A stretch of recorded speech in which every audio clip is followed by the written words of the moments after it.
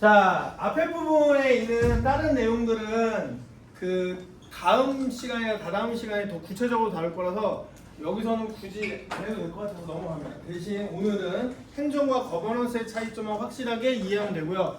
요 표는 선생님이 중간고사든 기말고사든 시험에 냅니다. 반드시 체크를 해주세요. 전통적인 행정과 거버넌스의 차이. 자, 지금껏 선생님이 말로 풀어서 얘기했는데 그걸 표로 정리해보면 이래요. 자, 전통적인 행정, 거버넌트는 핵심 주체가 정부예요. 하지만 거버넌스는 다양한 집단이 협력을 해서 같이 자치하는 거래요. 그래서 정부, 시장, 여기서 말하는 마켓 아니라고 했어요. 시민들이 활동하는 전체 경제 구조, 시장, 그 다음에 시민사회, 대중, 전부 다. 그 누구나. 사회 구성은 그 누구나예요. 자, 그 다음에 작동 원리. 자, 수직적인 계층제를 통해서 명령과 통제에 의해서 정부가 제도를 그냥 전달해서 이행한다. 근데 거버넌스는 서로 간의 수평적인 상태에서 협력 신뢰로 네트워크를 만든다. 서로 간의 상호작용을 통해서 이루어진다. 작동은. 자, 그래서 이 권력 관계가 수직적이다. 그걸 영어로는 많이 이제 쓰는 내용. 여러분들이 이제 졸업하고 나서 사회생활하다 보면 가장 많이 쓰는 쓸모없는 이라고 표현할까? 영어 단어 중에 하나는 용어 중에 하나인데 탑다운. 위에서 아래에서 떨어뜨려 주는 대로 시키는 대로 하는 걸 탑다운이라고 하는데 수직적 탑다운 방식이고요. 자, 권력 관계가 거버넌스에는 수평적 파트너십을 갖는다. 누구나 상호작용을 서로 간에 할 수 있는 수평적 파트너십을 갖고 있다. 이렇게 이해하면 될 것 같고요. 그다음에 그래서 문제 해결을 할 때에도 다르다. 전통적인 행정에서는 정부가 직접 개입해서 정부가 해결한다. 그런데 거버넌스는 다양한 주체들이 함께 공동의 해결을 하려고 노력한다는 특징이 있다. 그리고 정책 결정에, 제도나 정책 결정에 있어서는 자, 수직적이고 정부의 직접 개입이 있고 계층제 명령 통제를 하니까 당연히 폐쇄적이고 전문가 중심의 문제 해결과 행위가 있다. 그런데 반대로 거버넌스는 개방적이고 참여적이다. 라는 거, 요거 딱 표로 정리하는 거 반드시 체킹해 봅니다. 자, 그래서 선생님 문제를 내면은 객관식을 낸다면 이 차이를 잘못 설명한 것, 맞게 설명한 걸 찾으라거나 아니면 서술형으로 할 때는 이 차이를 설명하시오라고 할 거예요. 그러면 지금 선생님 이렇게 동영상 찍고 있잖아요. 앞 시간 거 지금 이거 동영상 끊기 전에 앞 시간에 한 내용들하고 지금 여기까지 설명한 내용을 여러분들이 서술형으로 만들면 돼요. 간단하게. 그러면 충분히 서술형으로도 쓸 수 있습니다. 쓸 수 있어요. 그래서 선생님이 앞에 뭐 설명했어요? 이거 설명하면서 과거에는 뭐 스포츠 기구나 조직들이 선수위원회 같은 게 따로 없었으나 지금은 선수위원회가 생겨서 상호작용하려고 한다. 이런 것도 예가 되겠지. 예시가 될 거예요. 알았죠?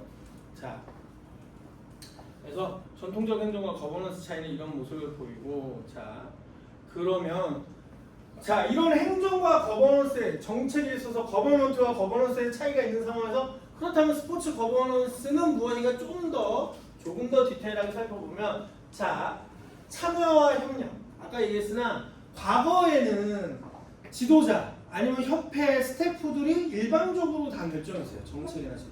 근데 지금은 선수 의견을 받아주기 위해서 선수도 의견에 참여할 수 있도록 해주고 그 선수의 의견이 반영될 수 있도록 한다. 그래서 참여와 협력, 스포츠도 다양한 주체들이 의사결정 과정에 참여한다. 그럼 전문체육은 이렇다 합시다. 그럼 생활체육은 어떻게 참여와 협력이라는 거 할까?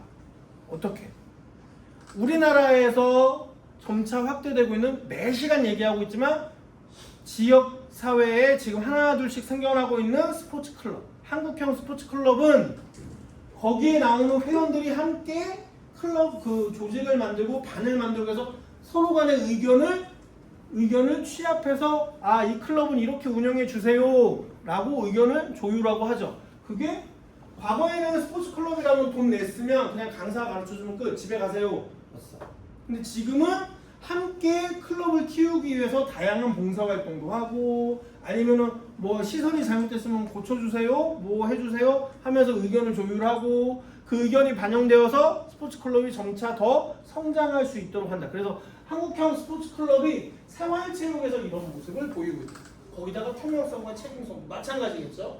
이사회나 의결권을 가진 사람들이 자체적으로 자기네들끼리 각 운동 부별로 스포츠 클럽도 생활체육 스포츠 클럽도 부별로 반장도 만들고 부반장도 만들고 해서 같이 의결하고 그런 게 뭐겠어? 투명성과 책임성을 강화하는 행위겠죠. 지금 우리나라의 지역사회에 하나둘씩 생겨나고 있는 스포츠 클럽이라는 형태가 지금 모두 다 최근에 와서 현대사회에서 얘기하는 스포츠 거버넌스라는 이슈를 이러한 흐름을 잘 반영하는 거예요. 우리나라의 스포츠 클럽 형태가 원래 과거에 유럽에서는 이미 하고 있었어. 하고 있던 거를 이제 우리나라의 경제 수준, 문화 수준, 교육 수준이 충분히 올라오고 나서 우리도 선진국 반열에 올라서고 나서 시민사회의 역할과 기능이 커지니까 우리나라의 생활체육도 거버넌스 형태로 자연스럽게 넘어가고 있고 스포츠 클럽이라는 제도를 만들어서 그리고 전문체육도 선수들의 의견과 권리를 최대한 보장하고 그 행정에 있어서 투명성을 보장하는 방식으로 계속해서 넘어가고 있죠. 좀 많이 느립니다. 왜? 우리는 전문체육 특히나 전문체육은 좀 느린 편이에요. 그래도 생활체육이 발전하는 거에 비해서는 오히려 좀 느린 편인데 그럴 수밖에 없는 건 역사적인 문제가 있다고 보면 돼요. 우리나라의 구조적인 문제 뭐냐? 인구는 적고 땅은 적은데 땅은 작은데 그 상황에서 엘리트 체육에서 계속해서 성과를 내야 되니까 성과 지상주의가 아직은 남아있죠. 우리 학교도 어찌 보면 사실 부정적으로 관점에서 바라보면 성과 지상주의가 나은 학교예요. 메달을 따야 돼. 체육에서 메달을 따야 돼. 이게 80년대부터 계속 넘어온 거죠. 흘러온 거죠. 메달을 따서 체육으로 스포츠로 국위선양을 해야 된다라는 것 때문에 생긴 대학교잖아요. 그렇죠?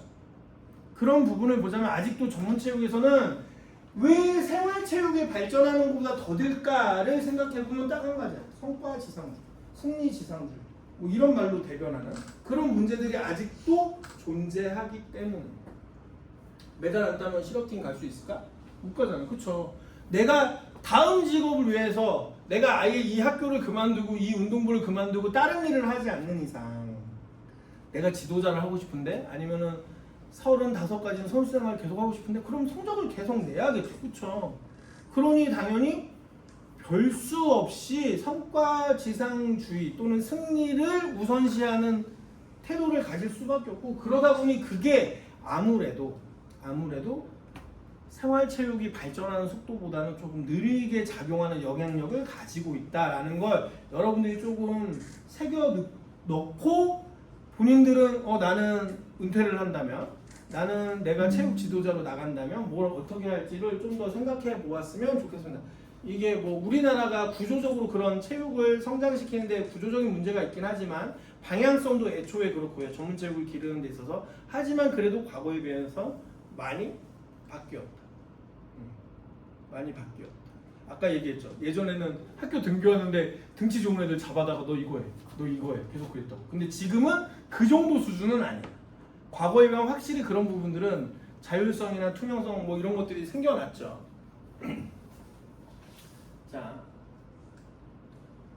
자, 그래서 왜 그러면은 전 세계 스포츠인들이 스포츠도 거버넌스 해야 됩니다. 후진국이든 저개발국이든 개발도상국이든 선진국이든 스포츠 거버넌스를 지향해 주세요라고 얘기하느냐. 첫 번째, 민주적으로 의사결정을 해야 되니까. 민주적. 자, 여러분들 그런 생각 해본 적 있죠? 어차피 시합 뛰는 건 나은데 왜? 그런 생각 해본 적 없어요? 혼나던 뭐하던 꾸중을 듣던 아니면 시합에 망가지던 뭐하던 지도자분 말은 할 수 없지만 지도자의 의견과 부딪힐 때 어쨌든 시합은 내가 뛰는데 왜? 라는 생각 안 해봐요? 그런 생각이 드는 것 자체가 이거예요. 그리고 시합장에 나오는데 뭐 안전하지 않아. 그런데 막 대회를 해야 되는데 비가 막 쏟아지는데 그래도 시합을 하래. 오늘 일정 아니면 시합할 시간 없으니 그래도 하래. 시합 뛰는 건 나인데 왜? 나 다치면 네가 책임질 거야? 라는 생각 안 해봐? 자, 그런 것들이 과거에는 일방적으로 아까 어떻게 했어요? 전통적인 행정에서는 수직적으로 통제를 하는 거잖아요. 그러니까 결정권이 없어. 그런데 운동을 하는 건 나고 시합을 뛰는 건 나고 내 수명을 내가 스스로 내 체력을 써가면서 하는 건데 내가 나한테 결정권이 없다 이거 선수들 입장에서 그런 걸 생각했을 때 꼭 선수만이 그런 게 아니고 관람객도 마찬가지. 관람객 프로스포츠에서 관람객들도 마찬가지고요. 얼마 전에 뉴스에 있었는데요. 자 이런 것도 관중들이 관람자들이 목소리를 내니까 바로 시정 조치가 되는데 고쳐지긴 하는데요. 과거엔 안 그랬어요. 자 뭐였냐 뉴스 중에 하나가 한화 새로운 야구 경기장이 생겼죠. 근데 거기에 조금이라도 티켓을 더 비싸게 팔고 관중을 더 들이려고 장애인석을 슬쩍 카펫으로 깔고 없앤 다음에 거기다가 조금 턴오피를 한 다음에 단상처럼 오피를 한 다음에 거기다가 테이블 데스크를 만들어서 거기다가 비싼 값에 파는 거예요. 근데 그렇게 했더니 보이지도 않아 제대로. 근데 거기가 제일 높은 곳이니까 비싸게 판 거예요 또. 그렇게 한다고. 근데 그거 빨리 고쳐달라 잘못됐다 하니까 미디어에 나오니까 바로 고쳐지잖아. 근데 그런 목소리를 예전엔 낼 수도 없었다고. 심지어 프로구단은 정부도 아니고 일반 기업이나 마찬가지인데 그런 게 통하지 않던 시대가 있어. 근데 그게 된다. 자, 그 다음에 효율적인 자원 배분. 스포츠 거버넌스를 왜 하려고 하느냐? 두 번째는 효율적인 자원 배분. 민간의 창의성과 전문성을 활용한다.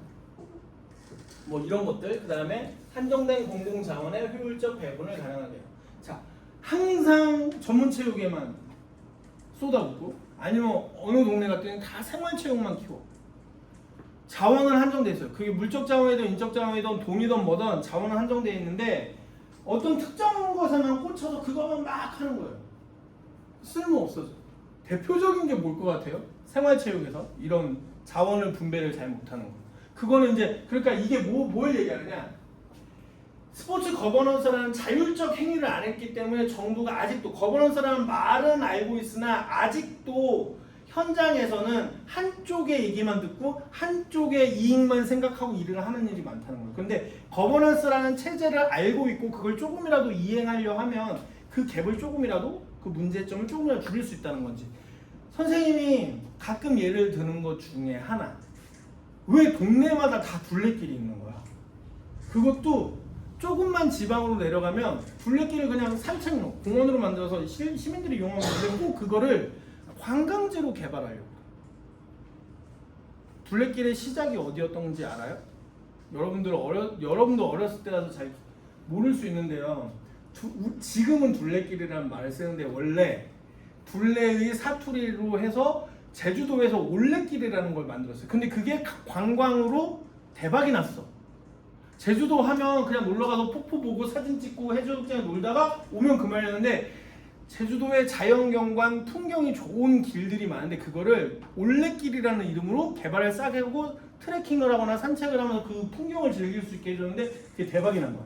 그랬더니 전국의 풍경이 좋은 동네마다 이제 올레길은 제주도 사투리니까 둘레길이라는 걸 만들어서 계속 산책로를 만들고 그거를 관광화 시켜요.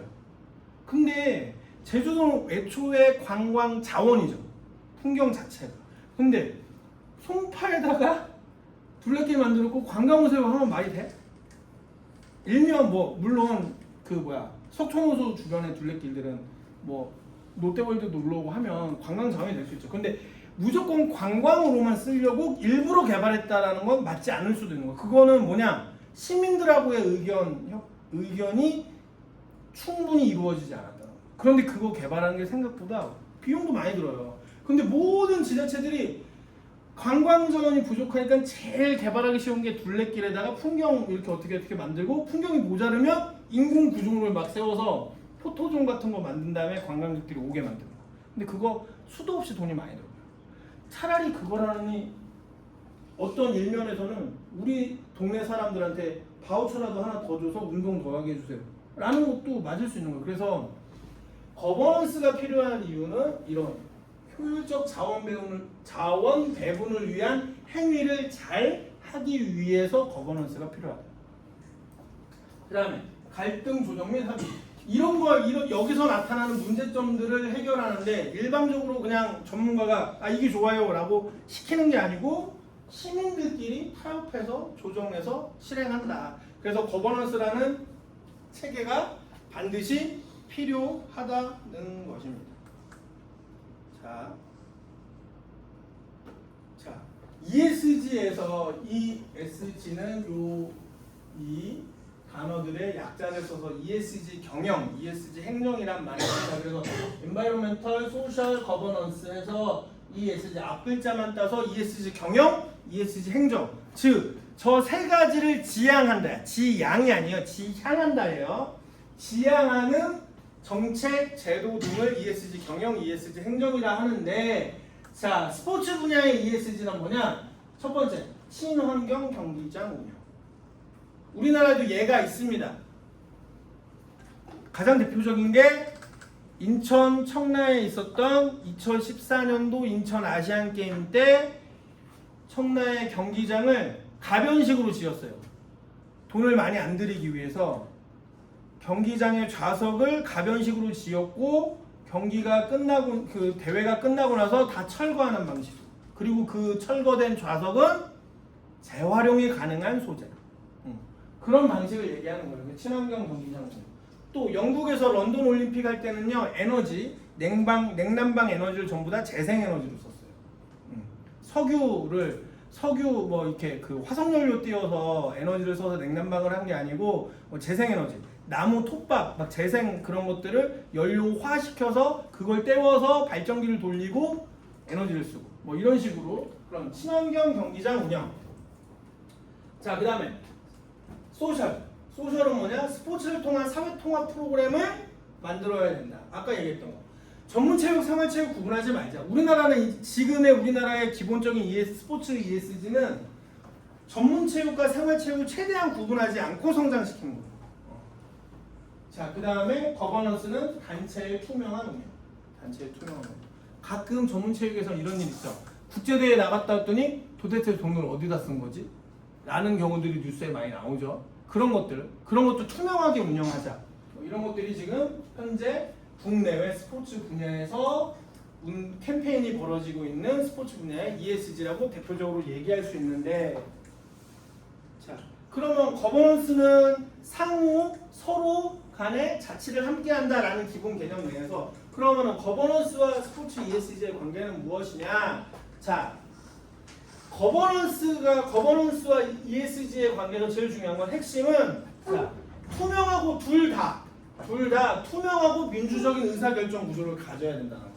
스포츠에서 ESG라는 경영이나 행정을 성공시키려면 거버넌스라는 구조에서 투명성과 민주적 의사결정 구조가 있어야지만 스포츠 ESG도 가능하다는 얘기예요. 그래서 반드시 거버넌스와 스포츠 ESG 관계가 성립이 된다.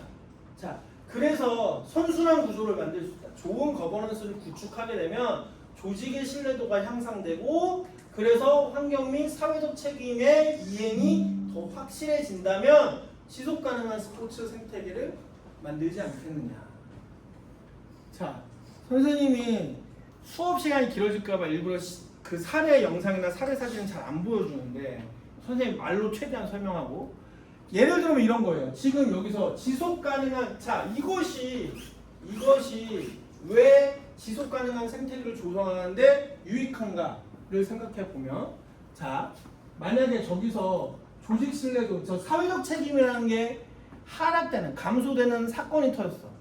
만약에 프로축구나 프로야구에서 선수들의 경기 그 뭐라 그래요? 조작하는 거, 경기 조작, 승부 조작이 터져. 그러면 순식간에 인기도가 하락하고 팬들이 보러 오지 않아. 그럼 뭐예요? 자, 팬들이 보러 오지 않는 순간에 뭐가 돼? 그 스포츠 경기 종목의 지속 가능성은 바로 없어지는 거예요. 단 한 가지 이슈인데도 그렇게 된다고요. 자, 우리나라도 프로야구 승부 조작이랑 프로야구 선수들의 뭐 해외 뭐 카지노 가서 원정 도박 이런 이슈들이 터졌을 때 바로 인기 줄어들었어. 관객들이 안 와. 야, 우리가 열심히 티켓 사줘서 관람 댕겼더니 너희들은 연봉 받아서 그 행위를 하고 댕겨? 우리 보러 안 갈래. 한 1, 2년 뚝 떨어져요. 프로축구도 마찬가지. 승부 조작하고 나면 1, 2년 정도 관객 감소가 훅 떨어져요. 그거를 신뢰도를 다시 찾아오는데 또 1, 2년이 걸려. 자, 지속 가능한 것이라는 이 지속 가능한 스포츠 생태계라는 것이 기본적으로 연맹이나 조직이나 선수들이 활동이 유지될 수 있어야 되잖아. 그러면 이게 되려면 모든 스포츠 종목은 기본적으로 참여자나 관람자가 많아져야 돼요. 참여자나 관람자가 많아져야 되는데 그러면 그 대중들이 이 종목이 친환경적인지 사회적 책임을 지키고 있는지 등등을 다 주시하고 있다라는 거예요. 주시하고 있다라는 거예요. 지금 우리가 코로나 기간 동안에 골프가 유행했던 거, 테니스가 유행했던 거, 지금 러닝이 유행하는 것도 그래서 그 종목들이 지속 가능성을 가졌던 이유도 다 여기에 부합되는 시대적 상황이나 그 이해관계자들의 행위나 행동이 있었기 때문에 가능했다. 있었기 때문에 가능했다. 근데 그게 감소될수록 지속 가능성이 떨어지는 거지. 자, 골프는 아까 앞서서 그 트렌드에 대한 얘기는 안 했지만 골프는 왜 지속 가능성이 떨어졌을까? 계속 쓸데없이 바가지 씌우잖아요. 비용이 계속 올라가. 대중들한테 사회적 책임을 안 지키는 종목으로 보이는 거야. 아니, 인구가 많아졌고 우리가 흔히 경제적으로는 박리담회를 하거나 수요 공급에 맞춰서 가격이 형성돼야 되는데 공급도 많고 수요도 있는데 가격은 계속 올라가는 거야. 그러면은 결국에 대중들 입장에서 뭐야, 사회적 책임 안 지키는데 안 해 라고 하는 거야. 테니스도 마찬가지. 그래서 골프하는 사람들이, 젊은 친구들이 다 테니스로 넘어왔더니 테니스도 똑같아. 비용을 계속 올리더니 내리진 않아. 여기도 사회적 책임 안 지키네, 우리 안 해. 근데 런닝으로 넘어와서 비용도 싸, 환경 오염도 안 해, 열심히 뛰기만 하면 돼. 세가 이 ESG에 다 부합하죠. 일반적인 대중들한테. 그러니까 그런 사회적 흐름에도 맞고 내 건강도 지키고 내 경제적, 문화적 생활도 향유할 수 있다는 점에서 런닝이 유행할 수밖에 없는 거예요. 이게 물론 일반적인 대중들이 ESG라는 걸 생각하면서 하진 않아. 하지만 사람들이 그동안에 교육을 배우고 문화적 생활을 하고 나면 그런 것들이 기본적으로 태도 안에 담기거든요. 그게 반영이 되는 거야, 결국에. 그리고 이렇게 글을 만든 건 우리 같은 학자들이 그걸, 선생님 같은 연구자들이 그걸 글로 표현한 것 뿐이에요. 표현한 것 뿐입니다. 자, 그래서 결론적으로 뭐라고? 스포츠 거버넌스의 강화는 스포츠 ESG 가치를 실현하는 데 아주 필수적이다. 거버넌스가 있어야지만 ESG 경영 행정이 가능하다. 사실상. 왜? 가장 핵심은 뭐다? 투명하고 민주적인 의사결정 구조. 그리고 여기 세 가지. 환경, 사회적 책임, 거버넌스, 투명성. 이거를 지키는지, ESG 이걸 지키는지가 눈에 보여야 되니까, 그래야지만 지속 가능성이 생기기 때문에 필연적이다. 이제 현대 사회에서는 경제력이 발전하고 교육 수준이 높고 문화 수준이 높은 국가나 사회에서는 필수적이다. 필수적이다. 자, 오늘은 여기까지 합니다.